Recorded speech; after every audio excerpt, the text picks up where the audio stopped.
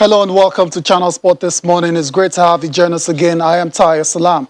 This is what the show looks like. Of course, not very good news concerning the Super Eagles of Nigeria. That's because they've now dropped 7 places to number 34 in the latest FIFA World Ranking. Also on the program, guess who's back? Or is it look who's back? Romelu Lukaku is back at Stamford Bridge 10 years after he originally joined Chelsea. Still on the show, the Premier League is also back. It returns tonight between Arsenal and Brentford at the Brentford Community Stadium. So those are your headlines for the program today. Still so much to talk about, of course, in the amazing world of sports. We're going to get sink our teeth into later on the show. I'm not, I'm flying solo, but I still got someone on this very exciting ride with me. Jide Olaniro is making his debut on the show. Good morning, Jide. It's great to have you on the program. Pleasure to be on the set with you this morning. Fantastic. Awesome stuff. There's a lot to talk about. Of course, your Super Eagles are dropping in the latest FIFA ranking. Yep. Not expected. Of course. If we are to go by their last results, the friendlies lost to Cameroon and drew later, and that's not good enough. And of course, that will affect your ranking. And I'm not surprised that they've dropped. All right, then we'll talk about the Super Eagles later on the show. But before then, let's go to Las Vegas and give you updates on the NBA Summer League, where Nigerian players are continuing to shine. We've heard about the performances of Jordan Nwora as well as Chimeze Metu. Early this morning, there was a ton of Precious Achiuwa D Tigers power forward. Was in action for the Toronto Raptors in their game against the Houston Rockets. It was a victory for the Raptors in that particular game. Precious was superb. 19 points on 8 of 11 shooting to go along with 5 rebounds, 2 blocks in just 25 minutes of play. I know a lot of people might be a bit surprised that Precious Achiuwa is no longer a Miami Heat. Because it was traded a couple of weeks ago. The trade kind of got lost in all of the Olympics and every other blockbuster trade that was going on at that moment. But Precious Achiuwa now plays for the Toronto Raptors. The Raptors, of course, have a Nigerian vice president in Masai Ujja. So it's safe to say Precious is in great hands at the moment. In other games, the Wizards lost against the Brooklyn Nets 81-84. The Spurs was a 106-105 victory over the Charlotte Hornets. The Chicago Bulls were absolutely destroyed by the Timberwolves 78-55, while the Pacers also defeated the Trailblazers 97-64. The Celtics ran away with a 108-71 victory over the Orlando Magic. I already talked about the Raptors, and the Rockets ended 92-76 in favor of Toronto. The Hawks lost against the 76ers 96-88. Last but not the least, the Phoenix Suns were just too hot for the Denver Nuggets. That game ended 92-84. There you go. So those are your results coming from the NBA Summer League. The NBA season, of course, doesn't tip off until October. We are looking forward to another season. We're going to see if the Milwaukee Bucks will retain their title, or is it going to be the LA Lakers winning title number 18, or the Brooklyn Nets featuring KD, Kyrie, and James Harden. Fingers crossed. It's still a long wait, though. So, anyways, let's get on with the show now. Let's go to the Toronto Masters. You want to say a quick thing about Precious? No, Precious. I'm not really surprised, but because I know that Masai will definitely know what the stuff Precious is made of. True. So that's one of the things that would have necessitated his move to Toronto Raptors, because it was one of it was one of the talking points. Maybe I would say the high point at the Olympics. Outside some disappointments, and so I'm not surprised about him making 19 points. I know that this is just the beginning for this young man that was born in Nigeria. I agree. Right here in Port Harcourt. Yes, amazing player, great upside. We're going to get to listen to Coach Mike Brown talk more about Precious Achiuwa, about his attributes and how he can actually go on to become a bona fide star in the NBA. That's going to be on subsequent editions of the program. But as it is right now, Precious Achiuwa is a player of the Toronto Raptors. That's in the Eastern Conference. Let's go from the basketball courts now and go to the tennis court. The Toronto Masters, of course, is hotting up, and all the big stars, some are progressing, some are falling by the waysides. But the likes of Daniil Medvedev still going strong in the competition, as well as John Isner, who's taken out a number 4 seed, Andrei Rublev. Let's enjoy highlights coming from those 2 games. We're going to get to see Medvedev taking on Australian James Duckworth, as well as John Isner, how he was able to stun and take out number 4 seed Andrei Rublev.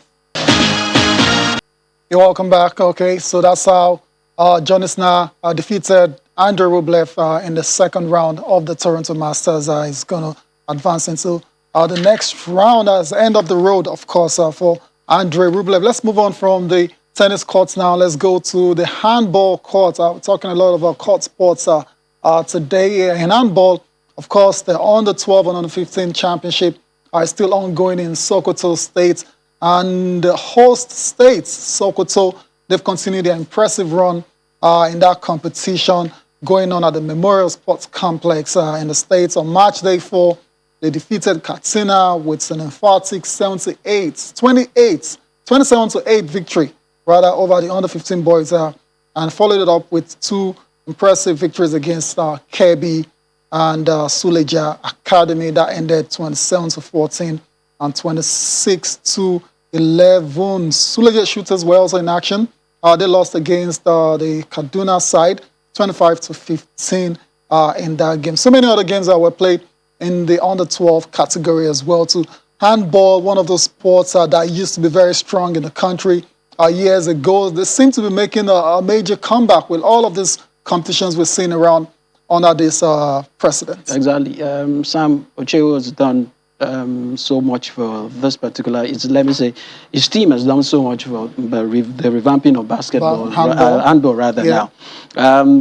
It's nice to see that they kept true to their promise right from the onset. This particular championship, the handball, junior handball, the under 12 and under 15 yeah, was postponed at some point. But it's good to see that it's now holding in Sokoto, and I'm very sure that they will discover a whole lot of talents that can maybe graduate to, because I understand that there were times that we had people who have overstayed especially in the national teams. Yeah. So things like this will avail the country the opportunity to discover more talents. Right. Like you said earlier, we're very good in this particular game, especially on the continent, and you wonder why we hardly qualify for international tournaments these days. But with this direction that this board is going, I think that we will see Nigeria back on the international scene very soon. Yeah, I think it's only a matter of fact if they can sustain and keep this momentum going. We have the Division 1 championship. We have the Handball Premier League as well. Exactly. So a lot of these players that they discover at the under 12 and under 15, they know they can aspire to play in the bigger leagues, perhaps Division 1 first and the Premier League later on. So that can only be good for their development and their progression. Exactly. These days, I hear players moving from one team to the other is because there is a league. Exactly. There's no league, where do they go? Of course. So, and some of them are even moving outside the country. So it gives so much exposure to the players, as well as that helps the game. And with that, we can see that the game will definitely get its groove and will be back on the stage that we should be. Yes, only a matter of time. So that's it for the Handball Championship. We'll continue to give you updates from that competition on our subsequent programs. But as it is right now, it looks like Sokoto State are the team to beat. Let's go from handball now. Finally, we're done with the ball sports and the court sports. So let's come back home and continue our review, like a post-mortem of the Tokyo 2020 Olympics. Of course, Team Nigeria went to that competition as well. Came back with silver and bronze. It's a Brume with a bronze and long jump. And Blessing Oborodudu with silver in the wrestling 68 kg category. You can see those two athletes right there on your screen. Of course, I know a few people that called it face-saving medals for Nigeria, which is it's not a bad take considering how the competition was going before they popped up with the medals. I'm going to get your thoughts on Nigeria's performance. How would you rate, if you were to rate the country, how would you, like over 10, for example? Yeah, over 10. Let me say maybe a 4. A 4? A 4. That's a failure. Yeah, exactly. Because you could say, I've heard people say it was better than the last performance. That was in Rio. Yeah. Rio, it was just the football team Bronze. that saved our blushes. Okay. But this time around, we got a bronze medal and a silver medal. But Right. But if you try and compare that to the population of a country like Nigeria, and I think we can do better. That's why I would say it's a 4. Right from the beginning, we saw that nothing was going to happen. If we were going to, the burden of picking a medal was heavily placed on a few athletes, and it got so bad that it affected some of them. If you look at the likes of Odunayo, they were thinking, the pressure got to them. You could see that after we didn't even start very well. Maybe there were a lot of distractions and all that. And, I know what some people will try to do. They will keep telling those who will be having their competitions that, the hope of the country is now on you. People are focusing now. You are the one that can save and all that. You know what that? It's a lot of pressure to them. Yeah, so, I agree. And you could see from the reports that were coming up that there was someone who was just like the divider in chief in that particular camp who just wasn't getting the team together. And that's why we will see what we have now. Well, we have. Yeah. All right. Okay. So the minister has been talking. Of course, he is said there's going to be a proper review of Nigeria's performance at the Olympics. But he's now been reacting, to Nigeria's performance, talking about what can be done and what they're doing to ensure that Paris 2024 will be a lot better for the country. Again, it's the Olympics. Did I expect that we will win more medals? Absolutely. That was the expectation of virtually every country that went there. But also, it's also a function of what you put into your system. You talked about Nigerian athletes wearing the colors, Nigerians wearing the colors of other country. I think it's also a function of the kind of infrastructure in place, the kind of equipment, the kind of grants they have enjoyed. We do not have that kind of grant. A process has started already through our Adopt an Athlete program. We've seen several of our athletes, about 21 of them, get direct funding that has helped them. There have been testimonies to the fact that just through those adoption programs, some of them said that was the tonic they needed to be able to excel. And we saw quite a number of them excel. So, yes, I expected that we will have won more medals. But I also know that the efforts that were put on, I have absolute respect for every Nigerian athlete that went out there to compete. The Olympics, it's the highest level of competition, 205 countries, the best of the best. And I think that we can just build on the successes we have recorded so that when we head to France 2024, we will be able to do better. Yes, it's all about trying to do better, trying to surpass the efforts and the performance of Tokyo 2020 in Paris. It's less than 3 years to the opening ceremony of that competition. Jide, you listen to the minister spoken so well, like he does all of the time, but we need to see action. Well, yes, like you said, action. I must give kudos to the brain behind the Adopt the Talent initiative. Right. Great. I think he was able to boost the morale of the athletes a bit. But even though it came a bit late. Some of the fundings came a bit late. And I heard him say something about that their process that to win more medals, it's in place right now. They've started to put preparation in place ahead of France Paris 2024. I think I don't think the minister means what he's saying, because the way things are going right now, there will be elections, and from what the way he has handled the AFN crisis has shown that we are likely to face more crises at the end of the day when the elections are done, because that's what you're looking ahead already. We are likely to have more crises, because I'm not impressed with the way he has handled the AFN issue. So I don't think he has the capacity to manage the fallout of some of the crises that will happen after the elections. You know what election is especially the Sporting Federation election is like. It's a war. It's a war. So always chaotic. I just hope he will. I don't know, but he's got to find a way to. I mean, he's the overall supervisor of all of the sports in the country. So he's got to find a way to ensure that these elections are done properly and without too much controversy. We need to go on a break now. We'll come back. We still got the sport minister on the show. As well, we'll be talking about the Super Eagles, their latest drop in the FIFA ranking. Of course, we're going to be talking about the English Premier League as well. It returns tonight between Arsenal and Brentford. Join us again.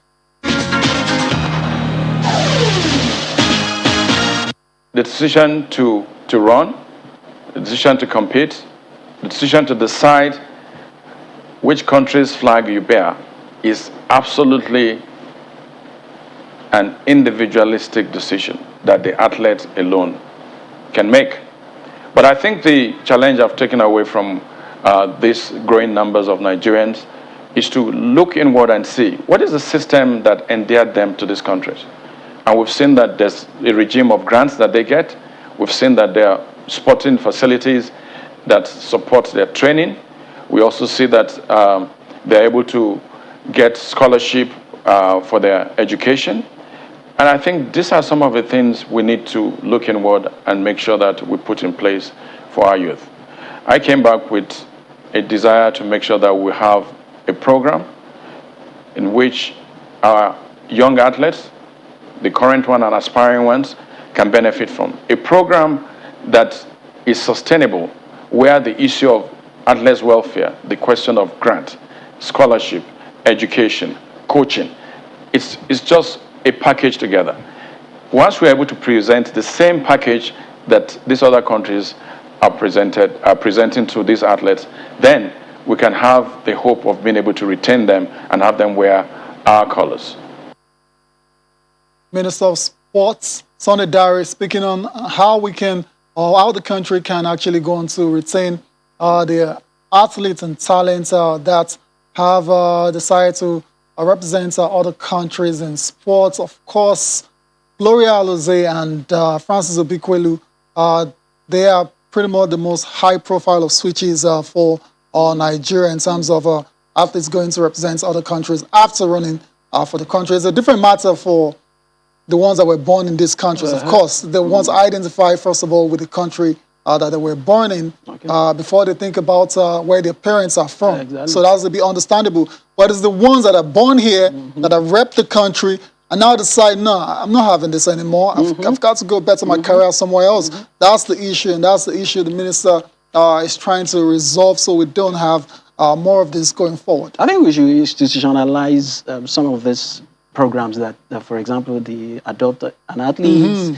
It's got to be, it must be ingrained. Exactly, maybe somewhere in the policy. Exactly, thank God that's the word. That they are working on a national sports policy now, and I hope that we're waiting. It's taking a long time, really. It's taking like forever. I don't know when it's going to come out, but let's see that. And for him, one other thing that I want to alert the minister about is the fact that, and I know you're aware that the NCAA right now has given a leeway to the athletes there to, to exactly, they can also profit from their image rights and all that things. And you know that we have a chunk of Nigerian athletes in the NCAA, in the colleges system.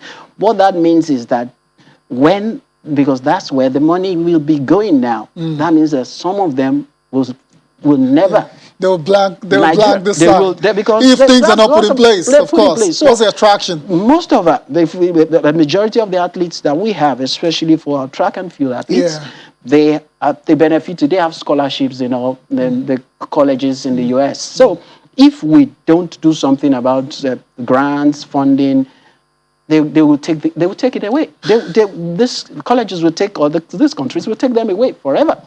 That's it. Interesting that you mentioned track and field and having the chunk of Nigerian athletes in the college system in the UK, in the USA. Takes us back to what happened at the Olympics. The 10 athletes that were banned, that were declared ineligible for violating doping. Anti-doping test. Some of those guys are in the colleges. In the colleges, they wouldn't have. Of course, look at the mindset. That alone, the memories of the event that those athletes will have now. How they, of course, they were betrayed by their country. So you now imagine they go back and things start working well again. Now there's maybe some of these top sportwear and some of these great multinational begin to sign them up and all that, because right now the NCAA allows athletes. It's there. The law has been passed. So right now they allow the athletes to take control of their image rights, sponsorship. They can spend more money. Before you know it, they're big. So why would you want to come here, suffer, and at the end of the day, you don't. I think we should really look at this, because, and back to the issue, it's good for you to speak well about your plans, and let's see what you're doing to make sure, like I said, and I'll repeat again, the way the minister has managed the federations, especially with what we have seen with the AFN, has shown that we will likely see. Don't forget that rugby is still having their own crisis, just because they are not in the Olympics. That's why it's a bit on the low now. You're right. Some of these federations, they are waiting. Even the basketball federation that we think, the basketball, NBA, BF, Nigerian basketball, that we think they're doing enough to get some of these foreign-based or foreign-born athletes to play for. We would begin to see the sorts out by the time the election starts. So how will they manage it? That is one thing. That's a big question. That's a big question that the Honorable Sports Minister has to answer, and answer it to the satisfaction of Nigerians as well as the athletes as well, because they are the main actors. If they decide they're not running or they're not representing the country, then we just be stuck there.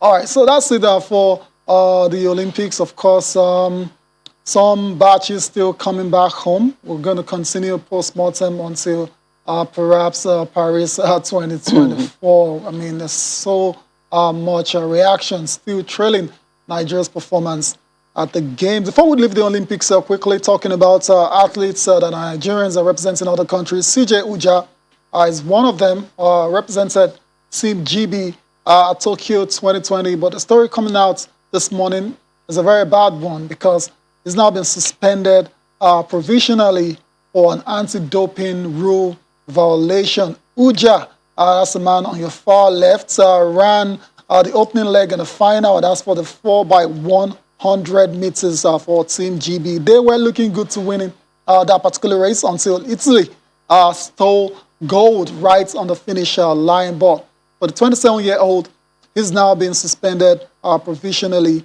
after the presence of a used prohibited substance was found in his sample. The name of the substance, as a matter of fact, is called Osterine and S23. Any consequences beyond the Olympics Games to be imposed based on this latest situation will be determined following the conclusion of ITA proceedings. So, not good news coming there for Team GB at all. Really. If at the end of all of the investigations and all of that, and is found guilty, they'll take the medal away from them. That's it. There is a precedent, so it's there can't be an exception. This can't be an exception. So it will definitely happen. Yeah. All right. So fingers crossed with that matter. We'll continue to update you as soon as we get any updates on it. Let's come back and talk about the Super Eagles of Nigeria. We said at the start of the show, they've dropped to 7 spots in the latest FIFA ranking, number 34 in the world and number 5 in Africa. I don't think there's more to say about this again. I mean, like I said, no surprises with this latest ranking. All we got to do now is look forward to the qualifiers, which is starting very, very soon. That's what the World Cup qualifiers. The rankings, I mean, they're okay, they're fine, but we know our opponents already. So It's all about. Good, exactly. We know that already. I just, like you said, the ranking out, the fixtures has already been done for the Exactly. qualifiers already. If it wasn't done, maybe I will be worried that it might be used as Exactly. to rate or to rank us, and that which might affect whoever You meet. we meet. So, Yeah. but this is good, but we need to do more. I think people don't believe. I know that there are people who don't believe the FIFA World Ranking, Yeah. but that it's good because it shows whether your performance rating. Yes. It Your shows whether you're doing it consistency. consistent, and so Yeah. you could measure if there need to be more work to be done. And let me say, in the last 4 matches. I don't know whether you differ, but I've not been impressed with A maybe lot the of quality Nigerians. of play Yeah. and as well as the results. So people would say the last time we went to the World Cup, we qualified with just two Games to games to spare. spare, but Yeah. that was the last time. We would need to show that we are ready this time. That was in the past now. Yeah, exactly. That's in the past, exactly. We need to show we are ready. So, with this, I think it calls for serious concern that we need to do more, get the players, and like I said, man management is critical So at this time. critical. Now, Yeah. you remember the interview granted by one of the players Yeah. about how they Yeah. are owed some money. And Yeah. this is not the time Can't for afford us. to continue We like this. can't Yeah. to lose focus at this time. Crucial games are Games coming are, up. yeah, exactly. The people would say there's no Minos. People would say, No. is it not Cape Verde? It's not. Don't matter. Don't do that. Yeah, you got to show up and beat those guys. Cape Verde, Liberia, Sierra, all those guys are capable of causing upsets. If you let them do that, they will take advantage of whatever distractions you might have in your camp. Everybody wants to go to the World Cup. What are you Exactly. saying? So, So- every team, every country wants to go to the World Cup. And this is not the first time. But people should remember how it happened. On our route to Germany, 2006, when Shocker. Angola, shocking. Yeah, it happened. So Yeah. we need to put our house in order. Yeah. And maybe those who manage Nigerian football should talk less and to put more action into Right, place. all and eyes, put all more eyes things. on them. All eyes on them. Nigerians will not forgive if they fail to qualify for Qatar 2022, which is just around the corner. Let's go on with the show now and talk about the return of Romelu Lukaku to Stamford Bridge. He's back 10 years after originally joining as a 17-year-old from Anderlecht, and he's been everywhere else now. He's gone. He's now 28. He's a lot more mature, more experienced, and of course has scored a lot more goals as well, to over 259 in his career, but none for Chelsea. I don't think anyone would bet against him scoring a boatload of goals now for the Stamford Bridge outfit. There's this quota, of course, is very delighted to return to Chelsea after all these years. I'm blessed and happy to be back at this wonderful club. It's been a long journey for me.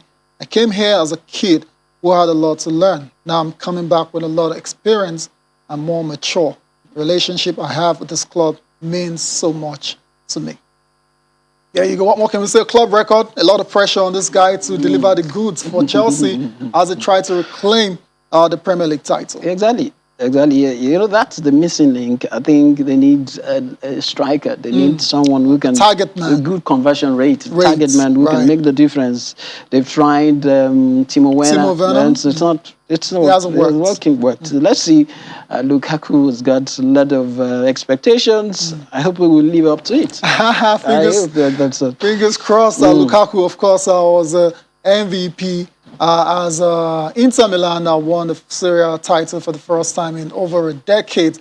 And Lukaku played a very prominent role in that particular success. We wish Romelu Lukaku all the best in the second return, or in the second coming at Stamford Bridge. Still in England, boys all over the Premier League right now. The Premier League returns tonight between Arsenal and Brentford. We're not going to be doing or having this conversation alone. A review of match day 1. We're going to be joined by a sports commentator from Wolverhampton, talking about Ocon. Yeah, Ocon, good morning. It's great to have you on the show. You're excited as I am. Yeah, it's been, 2-3 months since the end of the season. Yeah. So I think everybody who's a follower of English football and maybe European football in general is actually excited that it returns tonight. I know you're spot on. We're all indeed excited for tonight. Let's just dive straight into it and talk about the kickoff match, the match that kicks off the season between Arsenal and Brentford. There are actually a few pundits out there that feel Brentford can cause an opening day upset. Are you one of them? Well, it's possible. They were pretty impressive in the championship last season, and even the season before last season. Unfortunately, they weren't able to get promoted. Lost a few of their key players. But then they had to rebuild last season, and they have a certain striker, Ivan Toney, top scorer in the championship last season. He's one really impressive footballer, and you think it won't be long before some other of the somewhat bigger clubs come to snatch him away from Brentford. Unfortunately for them, they have Ivan Toney this season. There's also Mbeumo. They have some interesting players who were pretty impressive in the championship last season. Do they have the ability to step up to the Premier League? Can they actually come to the Premier League and make an impact? That's a story we are waiting to see unravel during the course of the season. There's every likelihood that they could shock Arsenal. Don't forget that there's been lots of inconsistency with the Arsenal team in the last few years. The most of the club supporters do not trust the manager, Mikel Arteta, because they think that this is someone who should be managing a lesser club and then gaining more experience before he manages a club such as Arsenal. So there's every likelihood that Brentford could actually shock Arsenal. There's every likelihood they could get a result which would be a real morale booster as they get into the Premier League. Yeah, you're spot on, and we'll be keeping an eye, very close eye indeed, on that particular match. Mikel Arteta has come out to talk about how it's been a very frustrating transfer window for the Gunners. They managed to sign Ben White. We'll see how it does in that defense for the Gunners later tonight. But for you, Jide, how do you see tonight panning out the Gunners at the Brentford Community Stadium? I think the Gunners have been criticized for their transfer business, especially I know that they had a former Gunner who is in charge of their transfer business, and some people Edu and the likes, and the people have criticized how they go shop for people who have passed their prime, those who are not good enough for a particular team. For example, Chelsea, I know they frowned at why they brought in Willian, as well as the other guy in defense, David Luiz. David Luiz, thank you very much. But like you said, tonight it's going to be, I know that there will be a lot of tinkering with our squad, and the likes of Rowe, Saka, Aubameyang, and the rest of them now know that they need to deliver the goods, you know. And but the thing is that they are playing away. Away doesn't really count in the Premiership, but Brentford, they want to do something. They want to make a statement. And of course, they know that the earlier they start to show intention, to show that they want to stay, is not just a fluke, and it's not going to be a one-off thing, the better for them. So they will come all out. This the coach Tony said that he's counting on these guys to do a serious job by hurting Arsenal. So I wouldn't be surprised if they win today. I wouldn't really be surprised. No, it wouldn't be a surprise at all. Brentford are back. They're in the Premier League for the first time. And they have their fans back as well, too. Great relationship with the fans. They'll be on top of the Arsenal players. They're trying to be the the 12th man in the stadium for Brentford, and we'll see if they can stun the Gunners later tonight. There'll be other games as well that will be played this weekend. Let's go to Saturday. Let's run through the fixtures for you. Then we'll go back to Ocon in Wolverhampton. Manchester United will be in action. A lot of expectations for the Red Devils this season. They take on Leeds United. Should be a very exciting game indeed. There's also Burnley versus Brighton. Chelsea will be in action against Crystal Palace. That's a derby right there. Everton versus Southampton. Leicester City featuring Nigeria's Kelechi Iheanacho and Wilfred Ndidi will take on Wolves, where our analyst is actually based. Incidentally, Watford versus Aston Villa, Norwich versus Liverpool. And on Sunday, it's going to be Newcastle United versus West Ham. And the big one, Tottenham versus Manchester City. The big question is, where will Harry Kane be playing? City or Tottenham? I think it's a bit too late for that now. I think he's going to be playing for Tottenham over this weekend. Back to you, Okon. You've seen all of these games. Which one are you looking forward to watching the most? Has to be Leicester. I will have to first of all. And I'm just kidding. I see. I I think the understand. biggest fixture, the biggest fixture, without doubt, has to be Manchester City's game against Tottenham Hotspur. At the end of last season, I think most of us thought Harry Kane certainly will be a Manchester City player, but then of course he still has a long-term contract at Tottenham Hotspur, and we know their chairman Daniel Levy is not that kind of manager, that kind of chairman who's going to let things go so easily. If Harry Kane was ever going to leave that football club, then I'm sure he would have milked so much from that transfer. I was expecting nothing less than 150 plus million pounds for that particular deal if it was ever going to happen. But I think that's not going to happen now, and Harry Kane would have to focus on helping Spurs, who have a new manager. The former manager of Wolverhampton Wanderers, Nuno Espirito Santo, as the manager at Tottenham Hotspur. So I think that's the biggest fixture without doubt this particular weekend. But then there's Manchester United against Leeds. There's also Liverpool. Kindly hold your thoughts there. We need to go on this break. When we come back, we'll let you dissect some of the other games in the English Premier League later this weekend. Join us again. Welcome back to Channel Sport this morning. We're previewing match day 1 of the Premier League. Starts tonight. The biggest match undoubtedly is between City and Tottenham.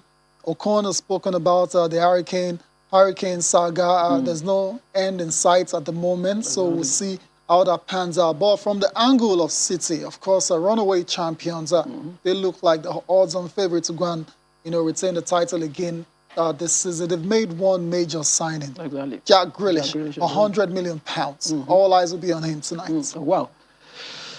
All eyes on him. I don't know, but but yeah, exactly. For to Really? deliver the goods, no doubt. But I think it will come good. It's just a matter of time. It will come good, and I know that for the first few games, it might still be edgy, trying to fit into. But he's in good hands. When you look at the squad, beyond the manager, looking at the squad, the cast and all that, I think depends on how the manager determines or wants to deploy him, especially from maybe in the midfield, directly in the attack. But that's left for the manager.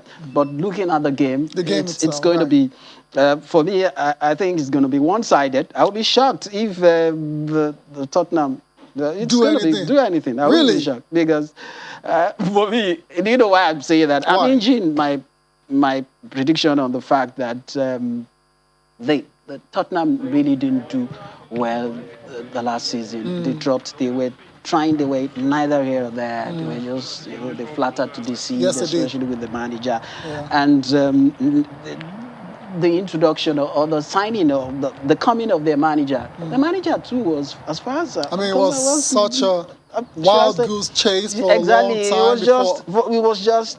It was just an ordinary manager. It was just because a lot of things were expected from him when he was in charge of Wolves. But you agree that they didn't do well. So it's just like I would say, average meeting average, and that's what do you expect? Wow, that's interesting. You're going out on a limb to pronounce or predict City will get this job done fairly easily.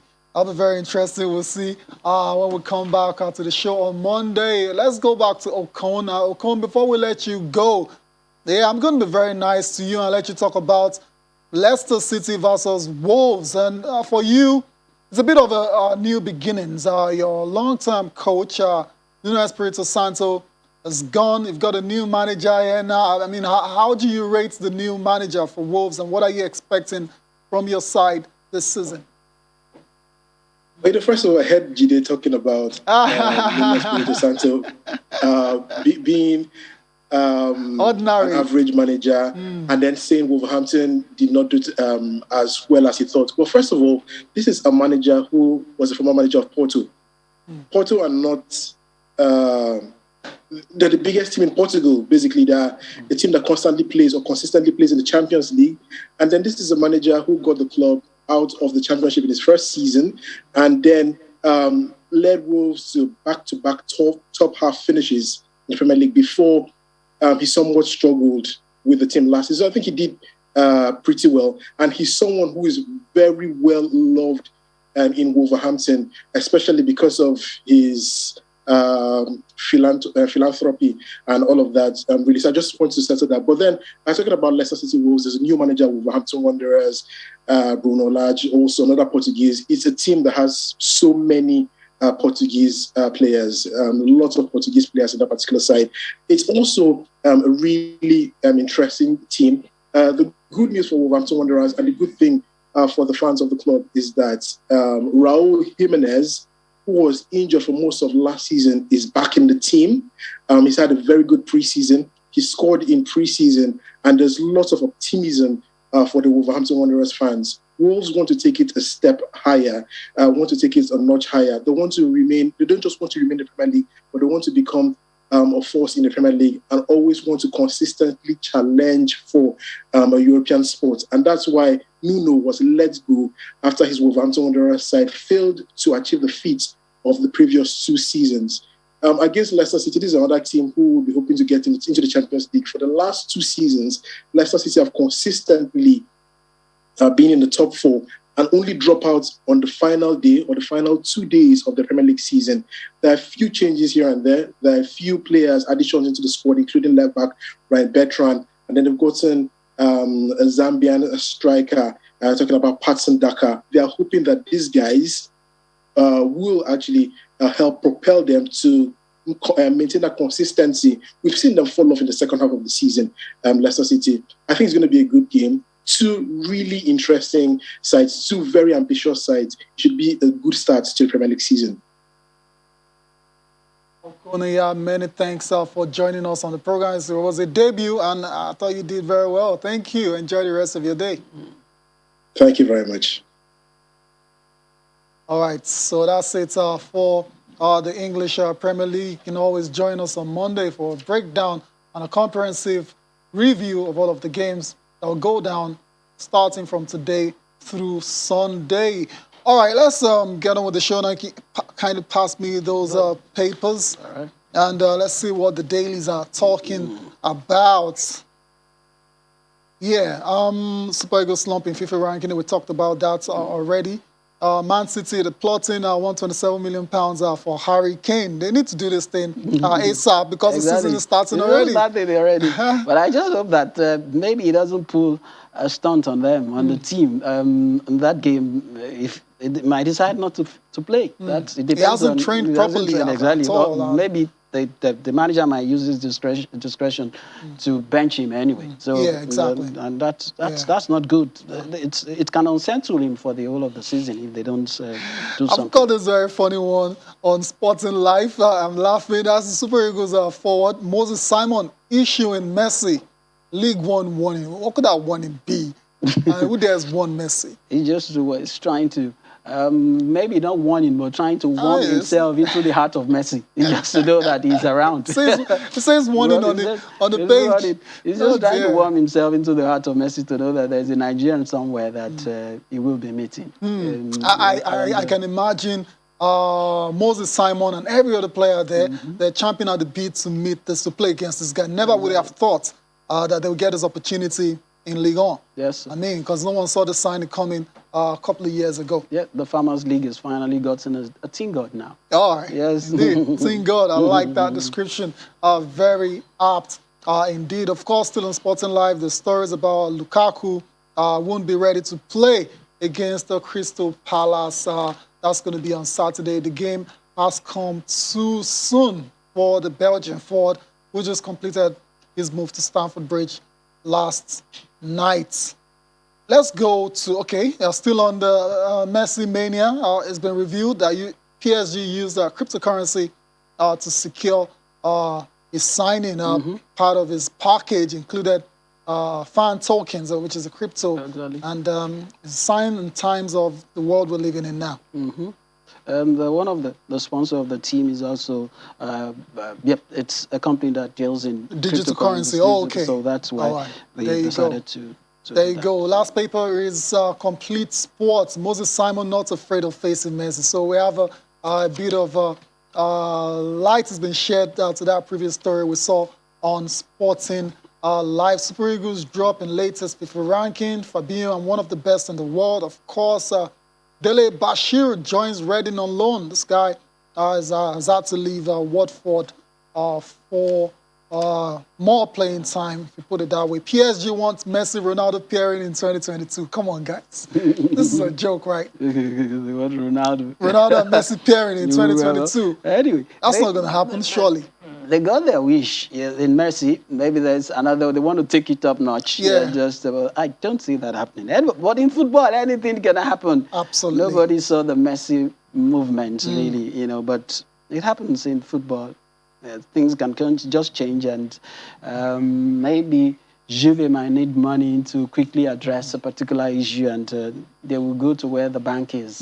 We'll see. Fingers crossed. Osimhen is the best centre forward in Serie A. That's according to top Italian journalist Condo. Is it the best in the Serie A? Osimhen? That's subjective. That's a bit.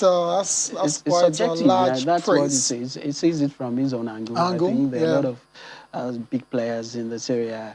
But it's good for the image of Osimhen. Yeah. And it's good for Nigeria too. Yeah, it's got to deliver though. Yeah, it's got to deliver. I hope that that's he needs to really deliver now. Yeah. Because at this season, if he doesn't, those goals, maybe a double figure. Yeah. If he doesn't make a double figure, then the pressure will start coming from the fans and from the board. They might want to do something about. All right. Victor Osimhen, a lot is expected of him this season. Last year wasn't too great. A lot of injuries, but he bounced back nicely towards the end of the season. He's got a lot of goals. And he's got a fantastic preseason with them. Exactly. He's had a good preseason as well. So it looks in great shape for the start of the Serie A next week. We need to go now. Really appreciate your time, Jide. Thank you very much. You've done great for coming around. Hopefully, I can have you again very soon. No doubt. No doubt. We can do this again and again.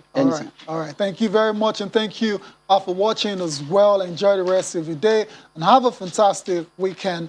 I'm Tahir Salam. See you again on Monday.